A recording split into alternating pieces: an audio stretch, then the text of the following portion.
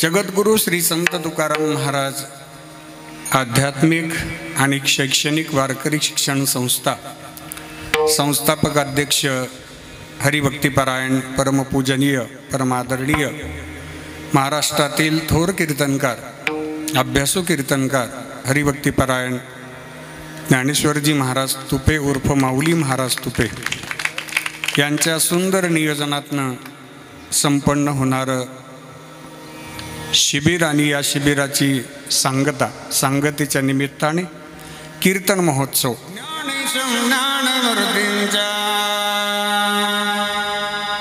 साक्षात प्रेमा स्वरूपिणी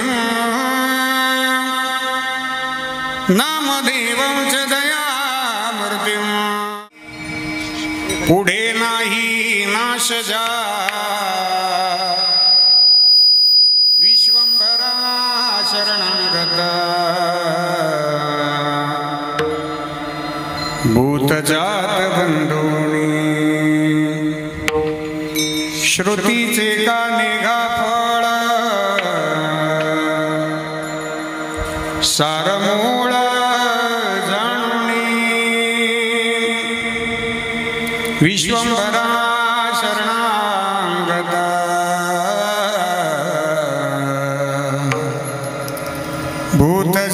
भूतजात बंधूनी तुका म्हणे पुढे काही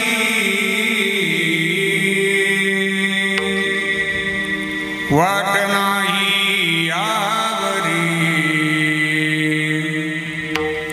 विश्वंभरा शरणागत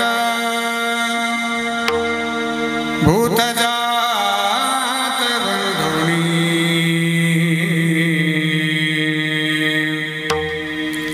समचरण सरोजं चंद्रनीलांबुदाभं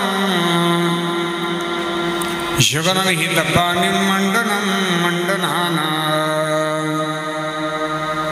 तरुणतुलसीमाला गन्धरं गंधनेत्रं सदयधवलहासं विठ्ठलं चिन्तयामि ज्ञानेशं ज्ञानमूर्तिं च साक्षात प्रेमा स्वरूपिणी नामदेवं च दयामूर्तिं नाथं वन्दे पुनः पुनः वैराग्यस्य परामूर्तिं देवक्षेत्र निवासिना तुका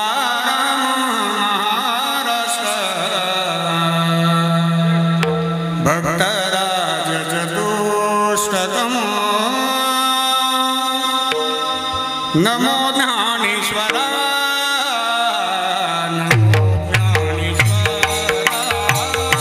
नमो ज्ञानेश्वरा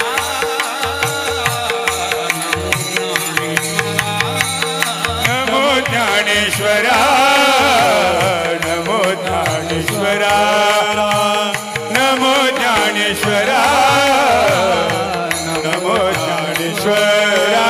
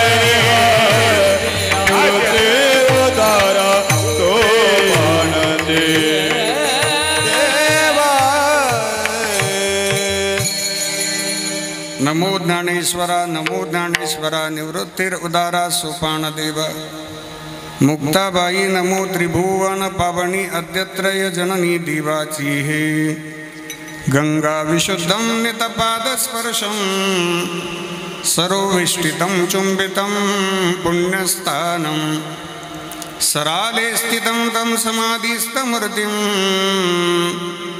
नमामि गंगागिरिजीयोगिराजं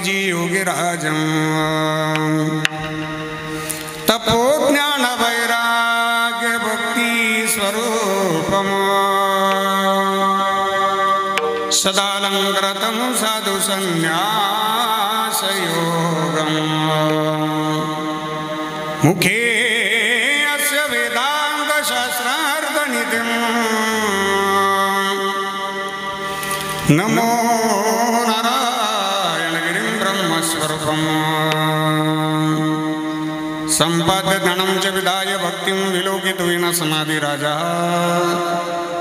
वैराग्यवन्तं सुविचारयुक्तं नमामि जोगं शिरसा गुरुं तं शरदिदुसमाकारे परब्रह्मस्वरूपिणी वासरापीठनिलये सरस्वती नमोस्तुते जयांचे गिलिया स्मरण होय सकळ विद्येंचे अधिकरण तीची बंधू श्रीचरण श्री गुरूंचे ती नमस्कारोनी आता विठ्ठला विठ्ठला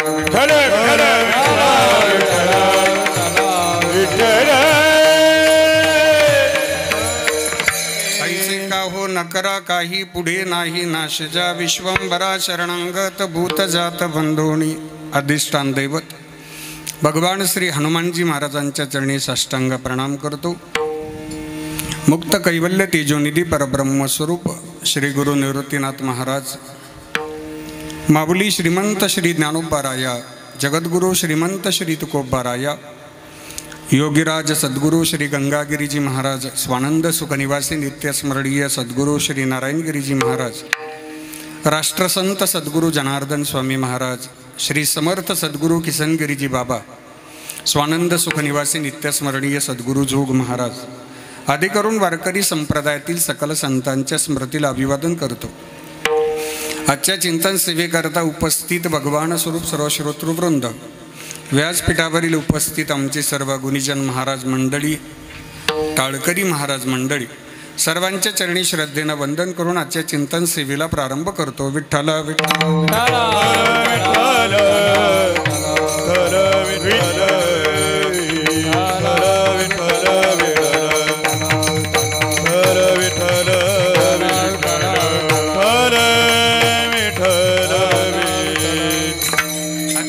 सेवेकरता निरूपणाकरता घेतलेला अभंग संत श्रेष्ठ वैराग्य मुकुटमणी महाराष्ट्र भूषण हिंदवी स्वराज्याचे संस्थापक हिंदू हृदय सम्राट छत्रपती शिवाजी महाराज यांचे धर्मगुरू जगद्गुरू श्री संत तुकाराम महाराज यांचा चार चरणाचा उपदेशपर प्रकरणातील गोड असा चिंतनीय अभंग आहे। अभंगाचा सरळ भावार्थ आपल्या समोर ठेवतो। जगद्गुरू श्री संत तुकाराम महाराजांच्या अभंगाद्वारा कर्मयोग सांगतात प्रथम चरणामध्ये, भक्तियोग सांगतात द्वितीय चरणामध्ये, कर्मयोग आणि भक्तियोग यांच्या समन्वयाचा पुरावा देतात तृतीय चरणामध्ये, आणि आमच्या कर्मामध्येच आम्हाला भगवत प्राप्ती होऊ शकते हा स्वानुभव सांगतात चतुर्थ चरणात। विठ्ठल विठ्ठल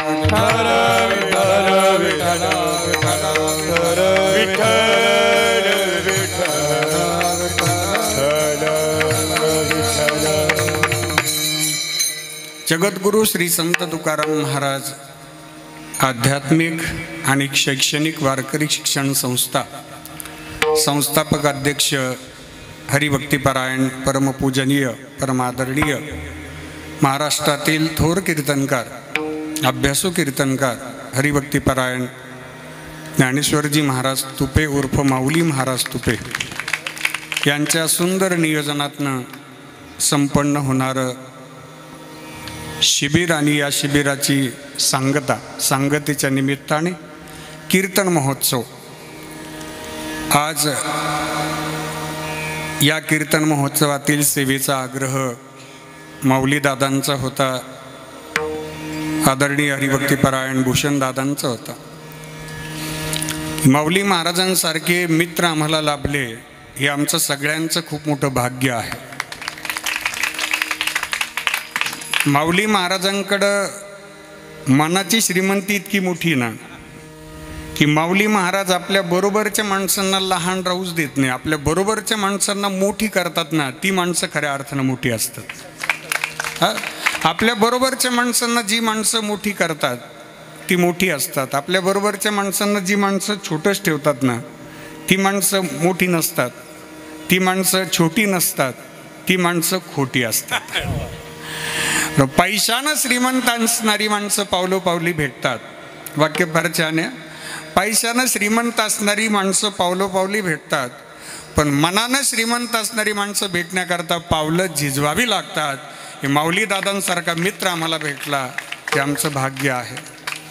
एक स्वभावानं निर्मळ व्यक्तिमत्व आणि प्रत्येकाचं हित व्हावं, कुणाविषयी द्वेष क्लेश मद मत्सर न ठेवणारं व्यक्तिमत्व. मला आमच्या श्रीरामपूर तालुक्यामध्ये सकाळी 3 विद्यार्थी भेटले होते. त्यांनी मला सांगितलं, आज तुमची जिथं सेवा आहे ते माऊली दादांनी आम्हाला स्वतःच्या लेकरासारखं सांभाळलेलं आहे आणि श्रीरामपूरला त्यांची चांगली संस्था आहे. वाऱ्या हाती माप चाले सज्जनाचे.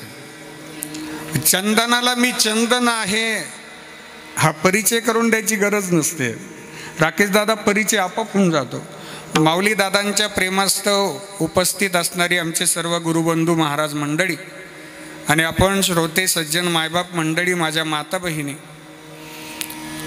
महाराष्ट्रामध्ये ज्यांना स्वरांचा बादशाह म्हणतात, वारकरी भूषण म्हणून ज्यांना वारकरी संप्रदायानं पदवी देऊन सन्मानित केलेलं आहे, ते आपल्या नाशिक जिल्ह्याचं रत्न, आमचं सर्वांचं मार्गदर्शक असणारं व्यक्तिमत्व हरिभक्तीपरायण रोहिदासजी महाराज मते गुरुजींना सर्वप्रथम वंदन आहे की ज्यांच्या स्वरांची स्थानं एवढी पक्की आहेत ना, ज्याला बेसमेंट म्हणतो आपण. स्वर लावताना तो सा म्हटलं की साच लागलं पाहिजे, सरकत लागलं नाही पाहिजे. बरेच जण कपारीने गातात, असे कडेकडेने गातात. कडेकडेने गाणारे वेगळे आणि शार्प ट्युनिंग असणारं गाणं वेगळं. ते ट्युनिंग रियाजानंच तयार होतंय. अजूनही भाऊंचा दररोज 2 तास रियाज असतो, म्हणून एवढं गोड गाणं आपल्याला ऐकायला मिळतंय. भाऊंना वंदन आहे. त्यांच्या समवेत ज्यांनी चाल गायली आहे ती भाऊंचेच प्रतिमूर्ती. असं वाटेल की जे माईकवर गात असले ना की असं वाटतील स्वतः मते गुरुजीच गात आहेत. हरिभक्तीपरायण स्वरगंधर्व आणि स्वर भास्कर, ज्यांच्या नावात भास्कर आहेत, हरिभक्तीपरायण भास्करजी महाराज कान्हव. भास्कर दादांना सुद्धा वंदन आहे. महाराष्ट्रातील सुप्रसिद्ध गायनाचार्य, आपल्या जिल्ह्याचं वैभव वारकरी भूषण, ज्यांच्याकडं वारकरी चालींचा अनमोल असा संग्रह नेहमी पाहायला मिळतो. एक वारकरी संप्रदायातील अतिनम्र आणि गोड व्यक्तिमत्व हरिभक्तीपरायण आमचे जिवलग मित्र गोरखजी महाराज गतीर दादांना सुद्धा वंदन आहे. मृदंग क्षेत्रामध्ये, मृदंगामध्ये महाराष्ट्रामध्ये जेवढे तोलामोलाचे मृदंगाचार्य आहेत त्यांच्यामध्ये ज्यांचं नाव अतिशय आदरानं घेतलं जातं ते आमचे जिवलग मित्र, आपल्या जिल्ह्याचं वैभव, मृदंगभूषण वारकरी शिक्षण संस्थेचे संस्थापक आणि अध्यक्ष हरिभक्तीपरायण भूषणजी महाराज जाधव गुरुजी दादांना सुद्धा वंदन आहेत. आमच्या सर्वांचं मार्गदर्शन हरिभक्तीपरायण पंढरीनाथजी महाराज सहाणे, त्याचबरोबर आपल्या परिसरातील थोर कीर्तनकार हरिभक्तीपरायण सुदामजी महाराज घाडगे, सचिनजी महाराज कुंदे, आपल्यालाही वंदन आहेत. संस्थेतील आमचे सर्व विद्यार्थी आणि नुकतंच ज्यांचं आगमन झालं, माझ्यावर जीवापाड प्रेम करणारं व्यक्तिमत्व राकेशदादा चौधरी, आपल्याला सुद्धा वंदन आहे. बसवंत पिंपळगावच्या टोलनाक्याचे ते मॅनेजर आहेत. इथून जरी राकेशदादाचं नाव सांगितलं तरी तिथं टॅग आपोआप कॅन्सल होऊन जातो. तर राकेशदादाला सुद्धा धन्यवाद आहे. महाराष्ट्रामध्ये जेवढे साऊंड व्यवस्था आहेत त्यांच्यामध्ये ज्यांचं नाव प्रथम क्रमांकाने घेतलं जातं, सुनील दादा बडगे, त्यांच्याकरता जोरदार टाळी वाजवा. महाराष्ट्राच्या राज्यस्तरीय सप्ताहामध्ये अतिशय गोड साऊंड व्यवस्था सुनील भाऊंची असते आणि मी या व्यासपीठावरून प्रामाणिकपणे सांगेल, भाऊंना सुद्धा मला सांगायला आनंद वाटेल की आज रंजाळे महाराज महाराष्ट्रावर फिरतोय ना, तर याचं श्रेय जर कोणाला जात असेल तर ते फक्त आणि फक्त सुनील भाऊंनाच जात आहे. एक प्रामाणिकपणे कबूलच केलं पाहिजे दादा की हा आवाज ज्यांनी महाराष्ट्रामध्ये पोहोचवला ते सुनील भाऊ यात आपल्यालाही वंदन आहेत. आपण सर्वजण सज्जन मायबाप श्रोते समोर बसणारी सर्व आमच्या गुरुकुलावरती आमच्या संस्थेवरती प्रेम करणारी सर्व श्रोते मायबाप मंडळी माझ्या माता बहिणी सर्वांच्या चरणी श्रद्धेनं वंदन करतो आणि चिंतन सेवेला प्रारंभ करतो. मस्तक हे पायावर मस्तक हे पायावर मस्तक हे पायावर मस्तक हे पायावर या वारकरी संतांच्या वारकरी संतांच्या वारकरी संतांच्या वारकरी संतांच्या वारकरी संतांच्या वारकरी संतांच्या मस्तक हे पायावरी या वारकरी संतांच्या या वारकरी संतांच्या वारकरी संतांच्या मस्तक हे पायावरी वारकरी संतांच्या या वारकरी संतांच्या वारकरी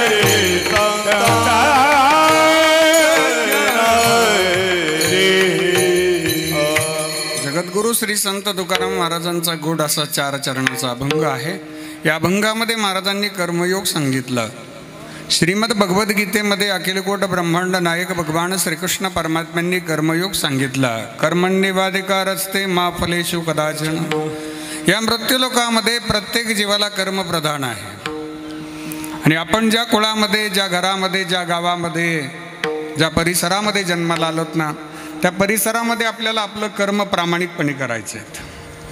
कर्मयोग एक आहेत. पहिलं प्राधान्य कर्मयोगाला आहेत आणि नंतर प्राधान्य भक्ती योगाला आहे. विठ्ठला विठ्ठला विठ्ठला विठ्ठल. प्रत्येक संत महापुरुषांचं वाङ्मय आपण अभ्यासक आहात. जर अभ्यासलं ना तर संत महापुरुषांनी सांगितलंय संसारामध्ये आपल्याला प्रामाणिकपणे कर्म करावं लागतंय. माऊलींनी सांगितलेत आसोनी संसारी जिव्हा वेगो करी वेदशास्त्र उभारी बाह्य सदा. नसोनी संसारी नाही आसोनी संसारी. माझ्या शांती ब्रह्मश्री नाथबाबांना विचारा. नाथबाबा म्हणतात तैसे असावे संसारी जोवरी प्राचीनाची दोरी. म्हणजे प्रत्येकाला प्रामाणिकपणे आपलं कर्म पार पाडायचे आहेत. मग कर्माच्या बाबतीमध्ये एक सिद्धांत लक्षात ठेवा. आपण कर्म करताना कृतीला प्राधान्य देतो. भगवान परमात्मा कर्माच्या परिणामाला प्राधान्य देतात. आपण कर्म करताना कृतीला प्राधान्य देतो आणि भगवान परमात्मा जो रिझल्ट देतात ना तो परिणामानुसार देतात. आपल्याला ज्या बीवी जमा होतात ना त्या परिणामानुसार होतात. कर्म करताना एखाद्या वेळेस जर आपल्या हातनं वाईट कर्म घडलं राकेश दादा आणि त्याचा परिणाम जर चांगला ठरला ना तर ते पुण्यकर्म जमा होतं. आणि कर्म करताना आपल्या हातनं चांगलं कर्म घडून गेलं कृती चांगली आहे पण त्याचा परिणाम जर वाईट झाला ना तर ते पापकर्मात जमा होतं. इंग्लिशमध्ये एक स्लोगन आहे good things are done with bad motives are bad.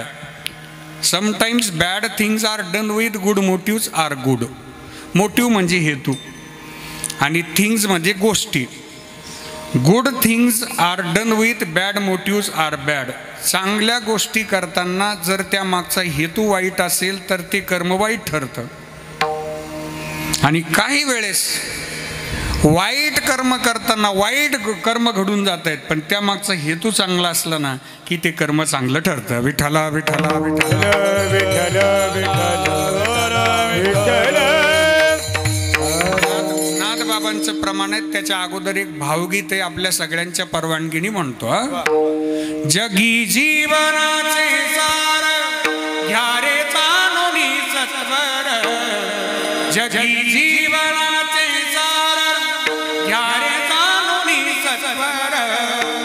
जैसे जाचे कर्मा तैसे फळ दे. जैसे जाचे कर्मा तैसे फळ दे. जगी जीवन घ्यावे जाणूनी सत्वर. जगी जीवनाचे सार घ्यावे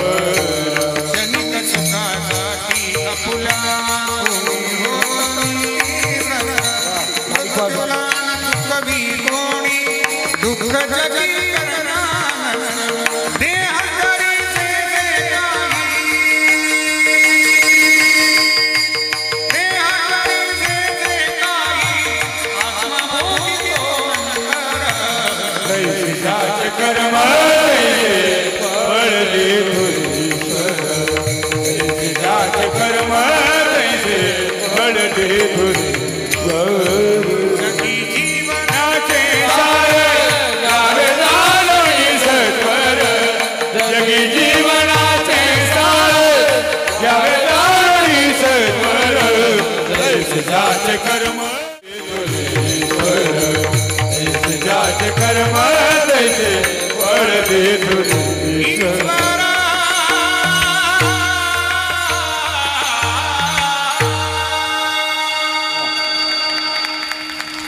आपलं जीवन जर आनंदी असेल ना तर समजून घ्यायचं आपलं कर्म चांगलंय, बरं चाललंय असं समजून घ्यायचं. आणि आपलं जीवन जर दुःखी असेल ना तर त्याला जगाला दोष द्यायचा नाही. तुका म्हणे आता कुणाशी न रुसावे, मनाशी पुसावे काय केले, अनेक रुसावे न लगे बहुता, आपुल्या संचिता वाचून या.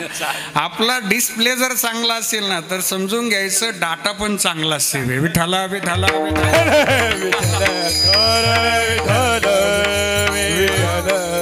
आपला चेहरा जर समाधानी असेल ना तर समजून घ्यायचं कर्माचा डाटा एकदम परफेक्ट आहे. आणि आपला चेहरा जर नाराज असेल ना तर समजून घ्यायचं आपण कुठंतरी चुकतोय दादा, आपलं कुठंतरी चुकतंय, कर्म चुकतंय. कारण डिस्प्लेला तीच येतं जे मेमरीला सेव असतं. विठाला विठाला विठाला विठाला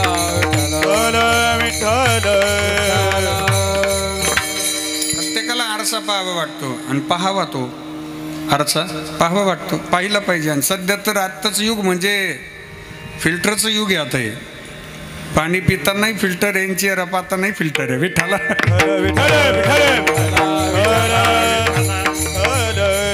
चेहरा क्या देखे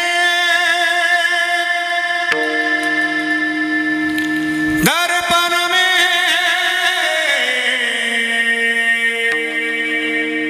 चेहरा क्या देखे दर्पण में, तेरे दया धर्म नहीं मन में. ज्याच्या अंतःकरणात दया नसेल ना, ज्याच्या अंतःकरणात धर्माबद्दल प्रेम नसेल ना, ज्याच्या अंतःकरणात वारकऱ्यांबद्दल प्रेम नसेल ना, ज्याच्या अंतःकरणात वडीलधाऱ्यांबद्दल आदर नसेल ना, ज्याच्या अंतःकरणामध्ये मित्रांबद्दल प्रेम नसेल, कारण दिसणार तेच आहेत जे अंतःकरणात आहेत. तो रमण दर्पण कहलाए, तो रमण दर्पण कहलाए. भले बुरे सारे कर्मों को, भले बुरे सारे कर्मों को देखे और दिखाए. तो रमण दर्पण कहलाए, तो रमण दर्पण कहलाए, तो रमण दर्पण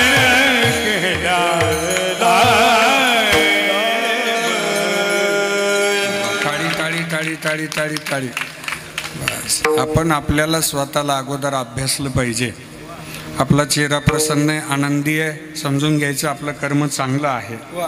आणि बस जग काय म्हणेल यापेक्षा आपला आत्मा काय म्हणेल हे महत्त्वाचं असतं. कारण जगाचं आपल्याबद्दल एकमत ठाम नसतं. ते आज सकाळी एक असेल, दुपारी एक असेल, संध्याकाळी तिसरा असेल. त्या व्ह्यूज आहेत ना, व्ह्यूज कधी कधी यममध्ये जातात, कधी कधी केच्या आतही राहतात. त्याचा फार लोड घ्यायचा नसतो. तुमचं अंतःकरण काय म्हणतात ना हे महत्त्वाचं आहे. आणि ज्या व्यक्तीचा आत्मा स्वतःवर प्रसन्न असतो ना त्याला परमात्म्याची प्राप्ती झाल्याशिवाय राहत नाही. हो, स्वतःचा आत्मा प्रसन्न नसेल तर परमात्मा प्रसन्न व्हायचा प्रश्नच नाही. म्हणून नाथबाबांनी वर्णन केलं की या सृष्टीमध्ये किती जण आलेत आणि किती जण गेले असतील, मोजमाप नाही आहेत. उपजले मेले ऐसे किती उपजले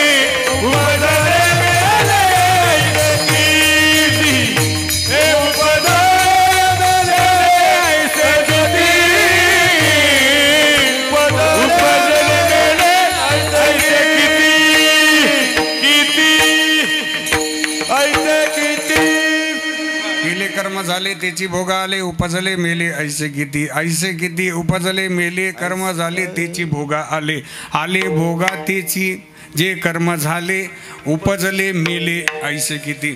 हिशोब झाल्याशिवाय कोणाला सुट्टी नाही.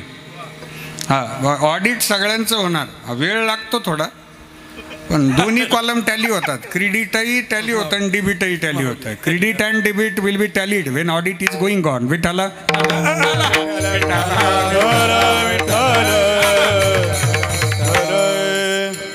सोपं आहे. बँकेचं लेजर असतं ना, त्यात लेजरमध्ये 2 कॉलम असतात. एक क्रेडिटचा असतो आणि दुसरा डेबिटचा असतो. क्रेडिटमध्ये जमा व्हाउचर्स आणि डेबिटमध्ये नावे व्हाउचर्स. बरोबर.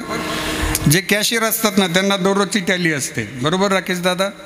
तर कॅशियर साहेबांना दररोज दोन्ही कॉलम टॅली करायचे आहेत. क्रेडिटचा आणि डेबिटचा आहे दोन्ही कॉलम टॅली करायचे आणि मगच सुट्टी. जर फरक लागला तर तो फरक दाखवायचा. कुठे निघतोय फरक? कॅशमध्ये जर फरक लागला तर तो दाखवावा लागतो. सगळे व्हाउचर चेक करावे लागतात. मग क्रेडिट म्हणजे सोपं सांगायचं झालं, क्रेडिट म्हणजे आपलं पुण्यकर्म आणि डेबिट म्हणजे आपलं पापकर्म. आणि दोन्ही कॉलम टॅली होतील आणि दोन्ही कॉलम टॅली झाल्यानंतर जो डिस्प्ले समोर येईल तो समाधानाचाच पाहिजे. माझ्या जगद्गुरूंचं ज्यावेळी निर्याणाचं प्रकरण पहा, निर्याणाचं प्रकरणामध्ये जगद्गुरूंनी फार गोड चिंतन केलंय की प्रपंचामध्ये अनेक सुखदुःखाचे प्रसंग आम्ही पाहिलेत, पण आम्हाला जी शुद्धता मिळाली ती फक्त भगवत भजनानेच मिळाली. आम्ही या कीर्तने शुद्ध झालो, आम्ही या कीर्तने शुद्ध झालो, आम्ही या कीर्तने शुद्ध झालो, शुद्ध झालो.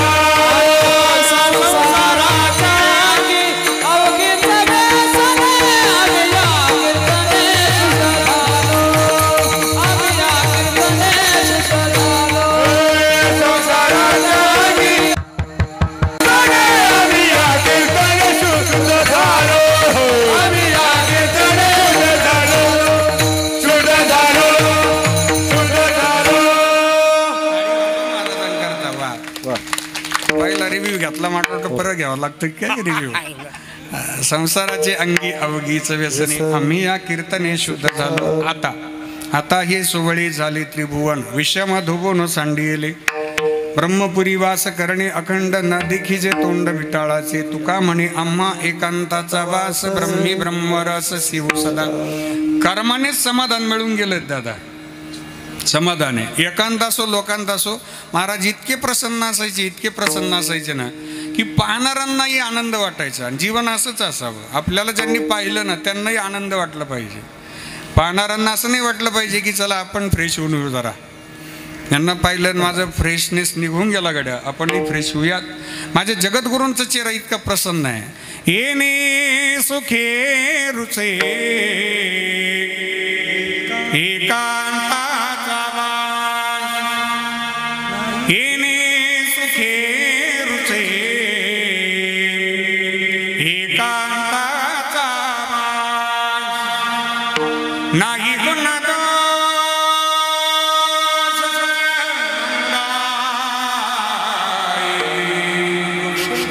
वृक्षबंदी आम्हा सोयरे वनचरे. वृक्षबंदी आम्हा सोयरे वनचरे. पक्षी सुस्वरे आळवी. वृक्ष आम्हा सोयरे वनचरे.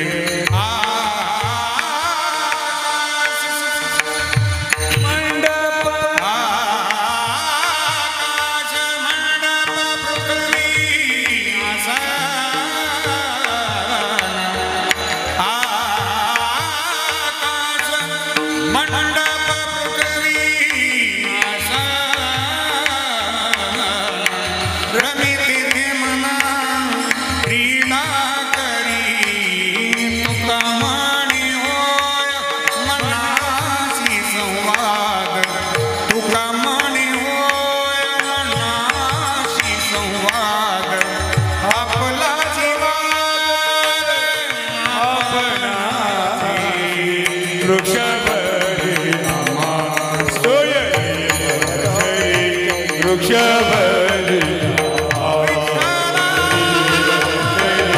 वृक्षबंदी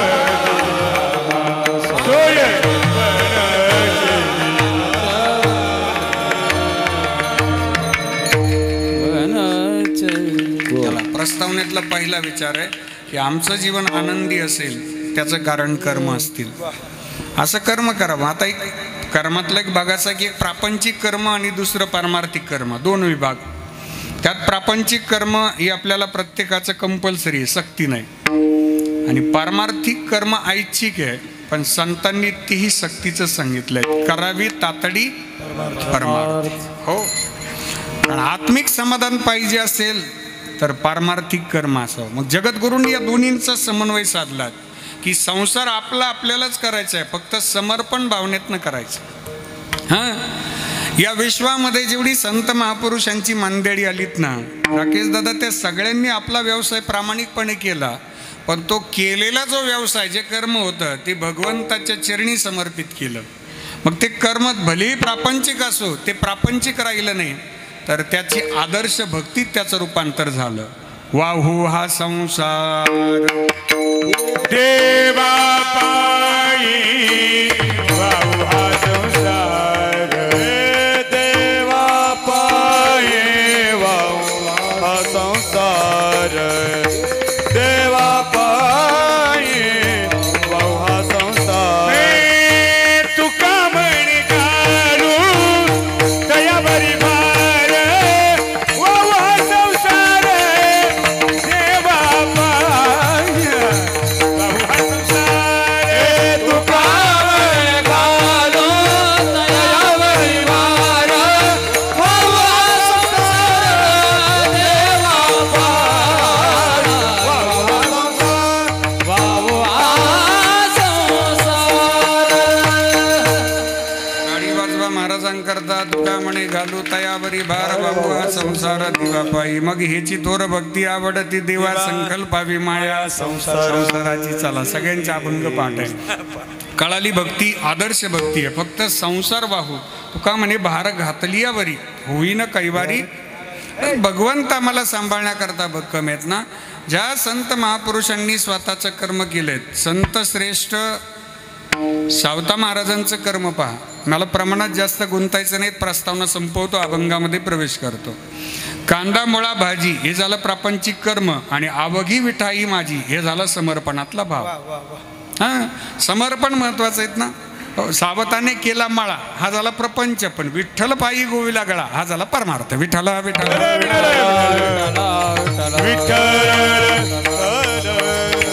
संत शिरोमणी गोरोबा काका महाराजांच्या पायाखाली लेकरू गेलं, पण भजन बंद नाही. तुझे रूप चित्ती राहो मुखी तुझे नाम, तुझे रूप चित्ती राहो मुखी तुझे नाम. देह प्रपंचाचा दास, देह प्रपंचाचा दास, सुखे करो काम, सुखे करो काम. तुझे रूप चित्ती राहो मुखी तुझे नाम, तुझे रूप चित्ती राहो मुखी तुझे नाम. देहधारी जो जो त्यासी विहित नित्या कर्मा, सदाचार नीती होय आगळा न धर्मा.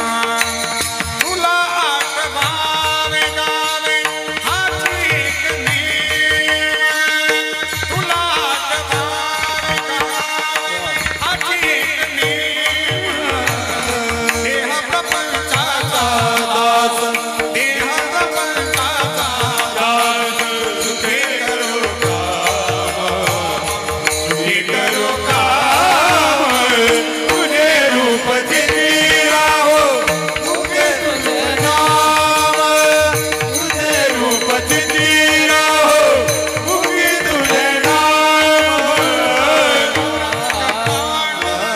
पांडुरंग पांडुरंग पांडुरंग पांडुरंग पांडुरंग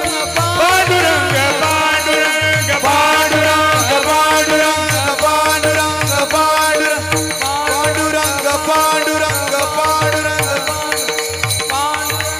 पांडुरंग पांडुरंग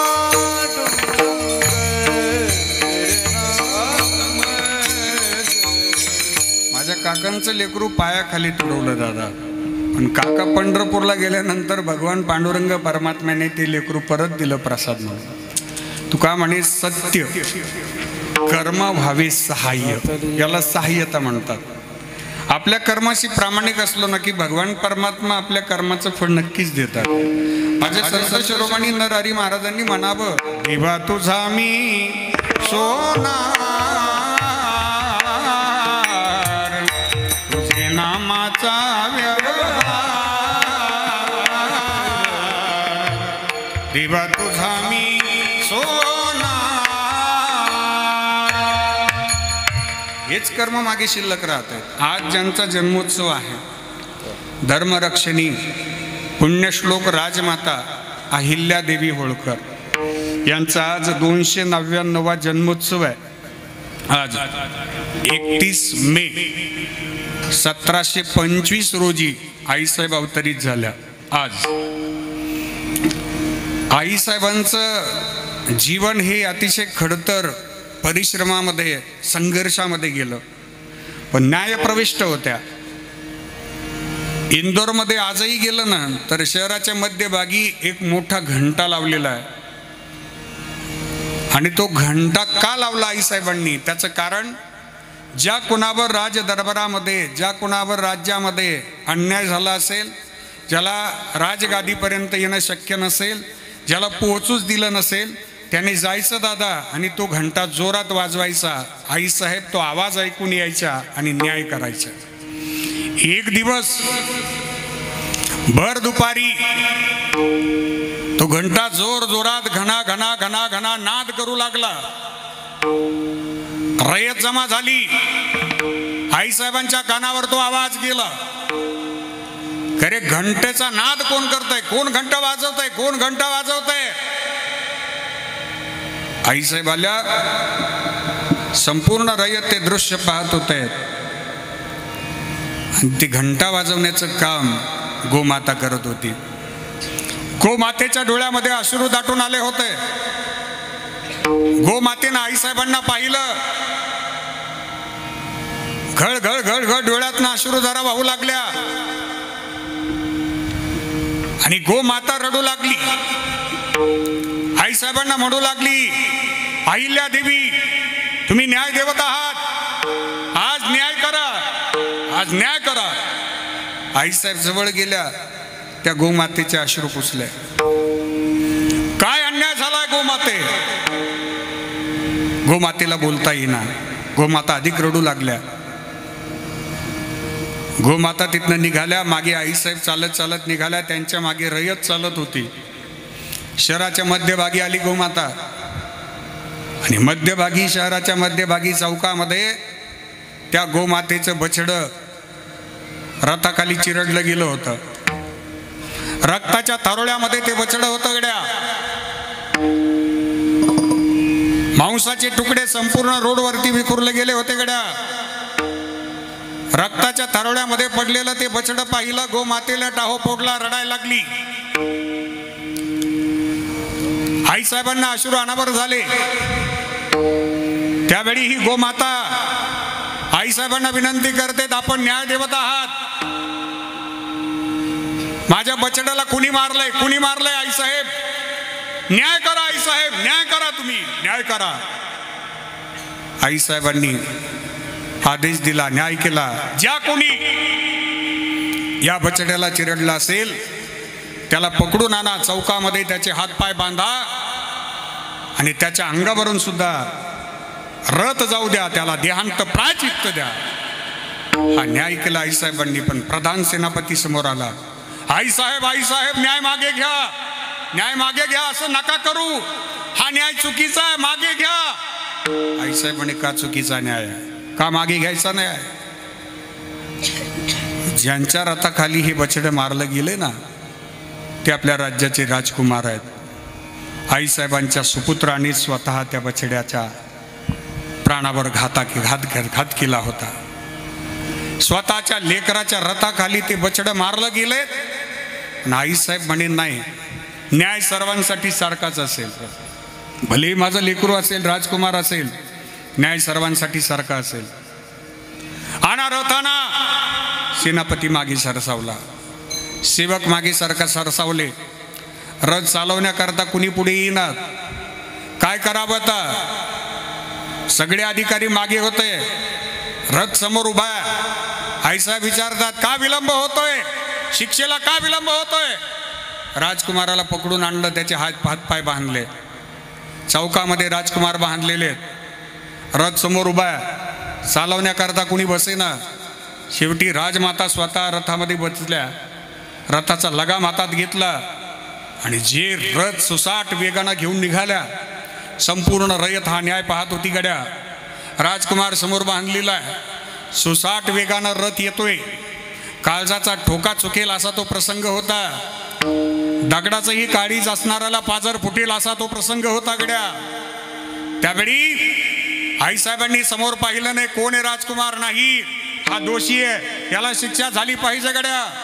रथ सुसाट वेगाने राजकुमाराकडे येत होता. त्यावेळी गोमातेच्या लक्षात आलं की अरे आपलं लेकरू गेल्याचं दुःख काय असतं हे आपण जाणतोय गड्या. शेवटी आईसाहेबांचं हे सुद्धा लेकरूच आहेत ना. अरे आपल्या लेकरू गेल्याने आपल्याला काय दुःख होणार आहेत. तेच दुःख आईसाहेबांच्या अंतःकरणाला होऊ नये म्हणून ही गोमाता स्वतः त्या राजकुमाराच्या जवळ समोर जाऊन उभी राहिली आणि वंदन करू लागली. नका आई साहेब, नका आई साहेब, नका आई साहेब, हा न्याय चुकीचा आहे, हा न्याय नका देऊ मला. त्यावेळी गोमाता म्हणत होती गड्या. गळगळ गळगळ डोळ्यातनं अश्रुधारा वाहत होत्या गड्या. सुसाट वेगानं रथ आला आणि तो आईसाहेबांनी गोमाता समोर पाहताच तो बाजूने रथ पुढे जोरात निघून गेला भरधाव वेगानं. स्वतःचं लेकरू जरी असेल तरी त्याला शिक्षा झालीच पाहिजे. ही न्याय देवता होती अहिल्यादेवी राजमाता होळकर. असं तुम्ही कर्म का करत नाही. अभंगाचं पहिलं. ऐसे काहून करा काही. ऐसे काहून करा काही. ऐसे काहून करा काही. ऐसे काहून विश्वंभरा शरणागत. विश्वंभरा शरणागत. विश्वंभरा शरणागत. विश्वंभरा शरणागत. पुढे नाही नाश जा. पुढे नाही नाश जा.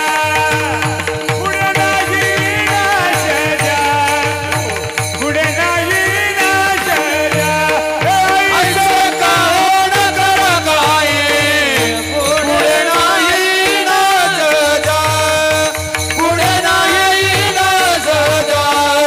पुढे नाही नाश जा.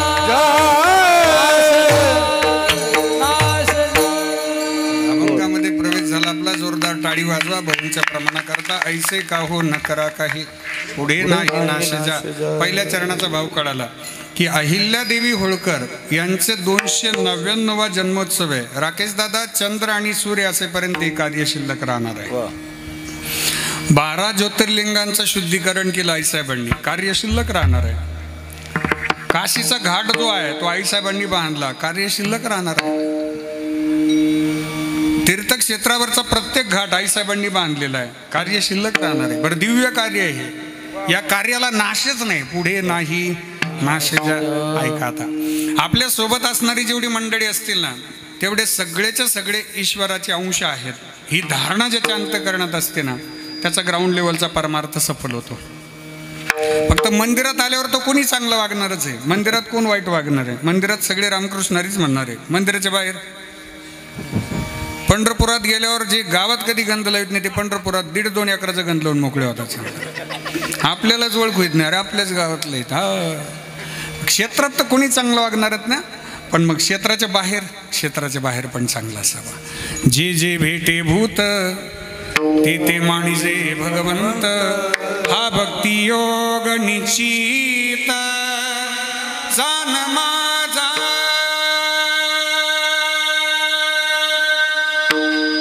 ऐसा ज्याचा अनुभव विश्वदेव सत्यत्वे देवतया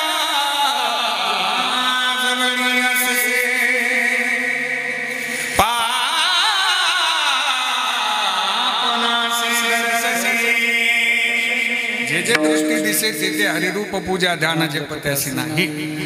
वडीलधाऱ्यांबरोबर लहानांबरोबर जो सारखंच वागतो ना बस त्याचा परमार्थ सफल होतो. ही शरणागती भगवंताची आहे.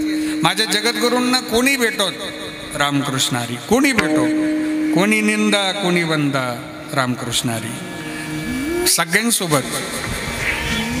जगद्गुरूंच्या बरोबर एक असा प्रसंग घडला की महाराज घरी येत होते आणि घरी येताना कीर्तन आटोपलं, घरी येत होते. घरी येताना एक गाव लागलं रस्त्यात, टाळगाव चिखली. त्या गावामध्ये 4 जण चोर बसलेले आणि महाराजांचं मात्र भजन सुरू आहे. तुवा केले रे अमृता हो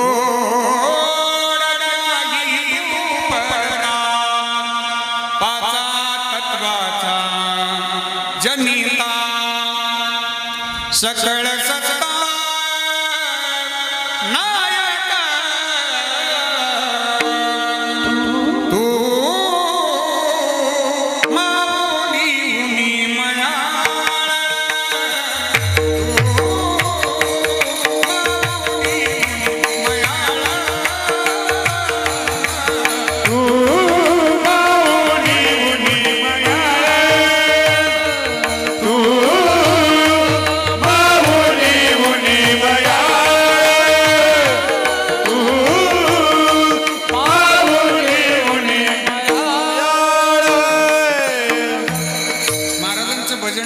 चंद्राहुनी शीतळ पाणीयाहुनी पातळ, चंद्राहुनी शीतळ पाणीयाहुनी पातळ, कल्लोळ प्रेमाचा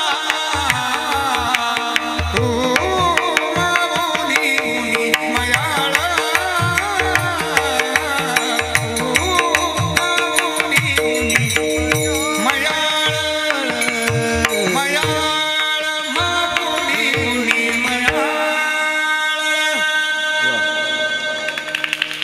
महाराज त्या गावात आले आणि 4 जण चोर बसलेले ते सावध झाले. कोणीतरी आला रे, सावध व्हा. महाराजांना अडवलं आणि त्यांनी चौघांनी. थांबा, काय नाव तुमचं? महाराजांनी नाव सांगितलं. काय करता तुम्ही?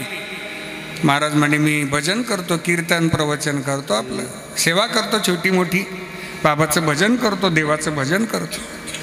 ते चौघातले एक म्हणे वारकरी रे, जाऊ द्या, वारकरी आहे, जाऊ द्या, जाऊ द्या. नाही नाही, दुसरा म्हणे शरीरानं बरं आहे ना, आपल्या बरोबर घ्या ना. घेतलंत महाराजांना. हे 4 आणि महाराज एक 5वे. श्रीमंत सावकाराचं घर पाहिलं, वरच्या मजल्यावर सावकार राहत आहेत, खाली हे 4 जण थांबलेत. महाराजांना वरती पाठवलं. बुवा जड जड वस्तू फेका. महाराजांच्या दृष्टीनं जड वस्तू म्हणजे भूषणदादा एक लाकडी रोंड होता कडेला, महाराजांनी ताकदीनं उचलला आणि तो गॅलरीत आणला, असा वरती उचलला आणि वरून उचल, लाकडं दगड गोटे आले जड. दुसरा एक जण चौघातले म्हणे मी आवाज देतो. बुवा अहो हलकं पहा, पिवळं पांढरं काही चमकतं का बघा कोपऱ्यात. आता धान्य नेसायचं सूप असताना त्याला कलर दिलेला होता पिवळा. महाराजांनी ते सूप टाकलं खाली, केर भरला, तो टाकला, केर सोनी टाकली, बराच वेळ वाया गेला. मग त्यात एक जण म्हणे अरे किती वेळ करायचे, आवाज किती वेळ द्यायचा यांना, आता बस ना. अरे पाठ झाली, पाठ झाली. महाराजांच्या कानावर आवाज गेला, पहाट झाली. तर महाराजांचा नियमाचा काकडा सुरू झाला. उठा उठा प्रभात झाली, चिंता श्री विठ्ठल माऊली, दीन जनाची सावली, येणावोनी स्मरताची, पंढरपुरीचे भीमातटी, पंढरपुरीचे भीमातटी, योगी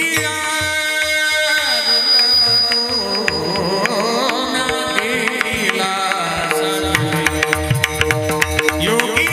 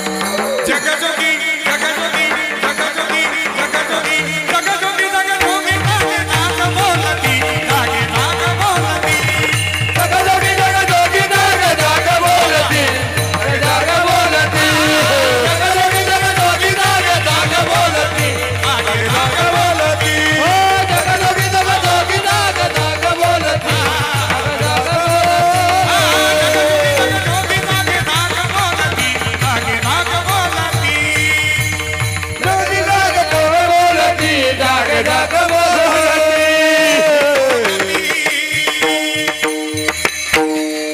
सावकाराला जाग आली.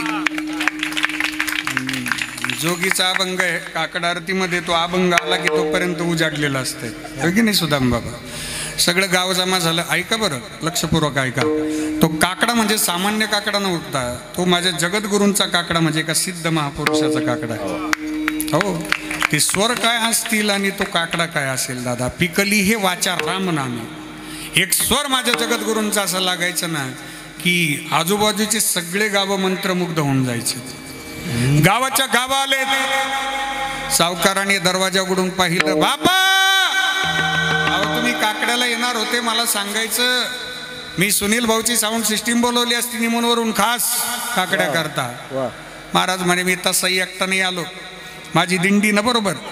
आता कुठे दिंडी? आता हे 4 जण जे होते ना, तुमच्या लक्षात येते ना, 4 आहेत बरोबर. हो, ते 4 खाली होते आणि ते सगळे जमा झालेल्या गर्दीमध्ये राकेश दादा भजन करत होते. जगजोगी जगजोगी जागे जागे. कुठे दिंडी तुमची? महाराजांनी आवाज दिला, भाऊ वर या. 4 जण वरती गेले. भाऊ म्हणजे इथले भाऊ नाही, तिथले भाऊ. 4 जण वरती गेले. वरती गेल्यावर सावकाराने पाहिलं, आता ही का दिंडीतले वारकरी आहेत का? पांढरा पोशाख आहे का? डोक्यामध्ये टोपी आहेत का? पंढरीनाथ बाबा, या 4 सन्मान काय करू? असं सावकाराने हात जोडले. काय सन्मान करू दिंडीचा बोला. महाराज म्हणे आमची काकडा झाली की भूक लागते, भोजन प्रसादाची व्यवस्था करा. आता बस झाले समाधान, भोजनाची व्यवस्था करा. आता भोजनाची व्यवस्था म्हटल्यावर सावकार सुद्धा तयारीचे होते. त्यांनी विचार केला की परत ते महात्मा आपल्या घरी येणार नाही. आज भाग्य आहे जगद्गुरूंसारखा महात्मा आपल्या दारात येणं, म्हणजे काय भाग्य असेल. ते घर मालकाने असा स्वयंपाक बनवला ना. रस्त्याचे 3 भाज्या केल्या, मटकीची, बटाट्याची, वांग्याची. कोरड्या 3 केल्या, मेथीची, भेंडीची, शेपूची. भज्यात 3 प्रकार केले, कांद्याचे, बटाट्याचे, घोसाळ्याचे. चटण्यात 3 प्रकार केले, हिरव्या मिरचीचा ठेचा, आवरीची चटणी, जवसाची चटणी. पापडात 2 प्रकार केले, तळलेले वेगळे, भाजलेले वेगळे. 71 रुपये किलोचा आंबेमोहरचा तांदूळ आणला, त्याच्यावर शिजलेले डाळीचे 2-4 दाणे टाकले, गावरान तुपाची धार, लिंबू, मीठ, मिरची, गाजर, काकडी, लोणचं. प्रॉब्लेम यायला लागला असेल तुम्हाला. आता मलाही प्रॉब्लेम यायला लागला. हे सगळं भोजन प्रसाद झाला. ऐका बरं आता तुम्ही, विश्वंभराची शरणागती ऐका. प्रसाद म्हणून लक्षात ठेवा. 4 जणांनी जो प्रसाद घेतला दादा, तो माझ्या जगद्गुरूंच्या बरोबर प्रसाद घेतला आणि काकडा श्रवण केला. आणि काकड्यानंतरचा सुदामबाबा काल्याचा प्रसाद होता. हे 4 जण बसले ना पंक्तीला, त्यावेळी चोर म्हणून बसले, पण ज्यावेळी पात्रावरून उठले ना, त्यावेळी जगद्गुरूंचे टाळकरी म्हणूनच उठले दादा. हीच खरी भगवंताची शरणागती. अभंगाचं विश्वंभरा शरणागत,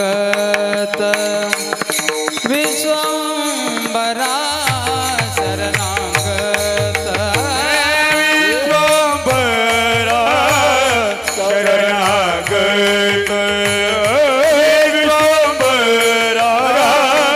शरणागत, विश्वंभरा शरणागत, विश्वंभरा शरणागत,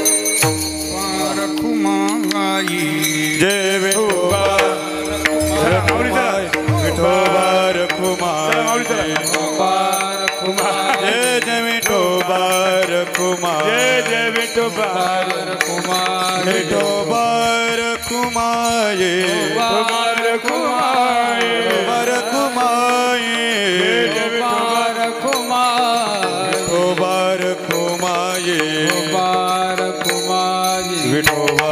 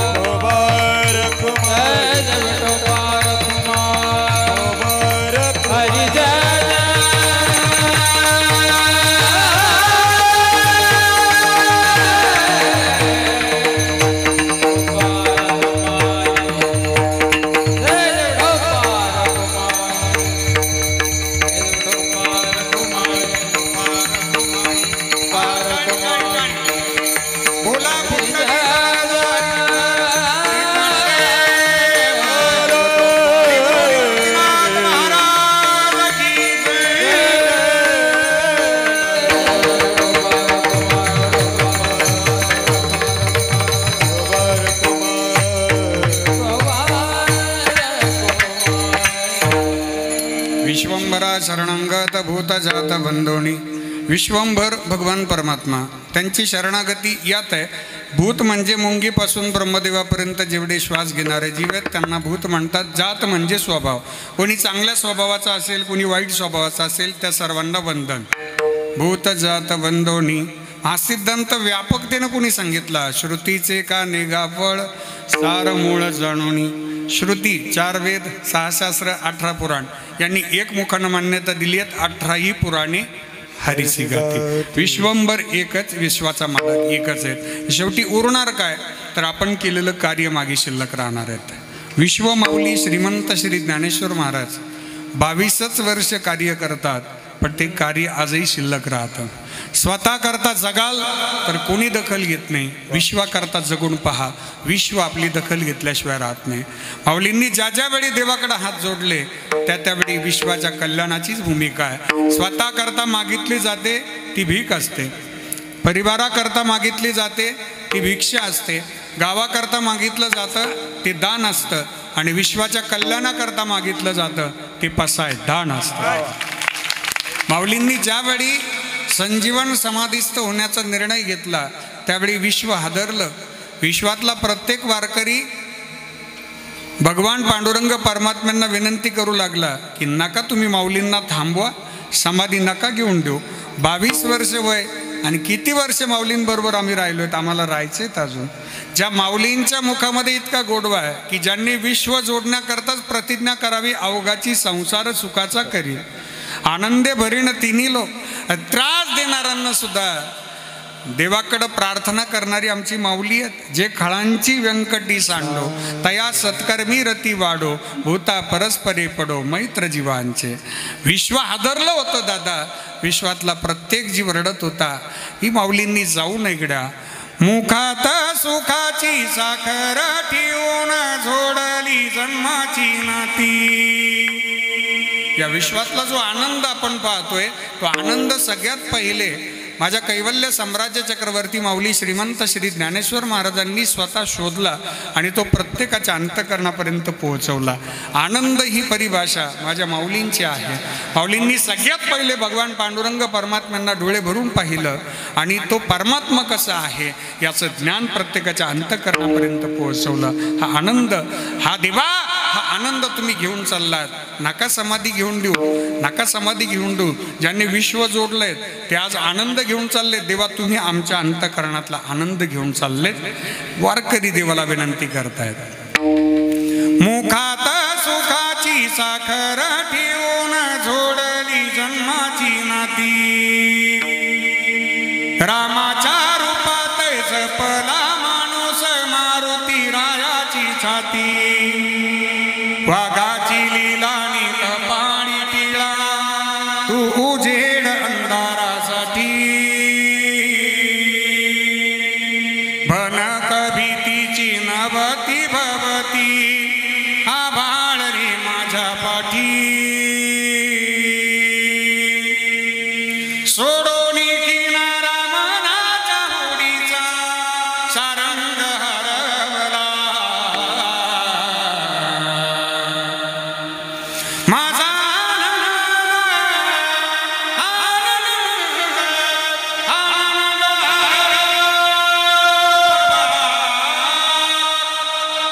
विश्वातला प्रत्येक वारकरी देवाला विनंती करत होता, नका माऊली नका जाऊ आपण, याला शिल्लक राहणं म्हणतात. तुका म्हणे पुढे काही वाट नाही, यावरी विश्वंभरा शरणांगत भूत जात बंधोनी. ज्ञानेश्वर माऊली नाराज माऊली महाराज ज्ञानेश्वर माऊली नाराज माऊली हे ज्ञानेश्वर माऊली नाराज माऊली हे ज्ञानेश्वर माऊली नाराज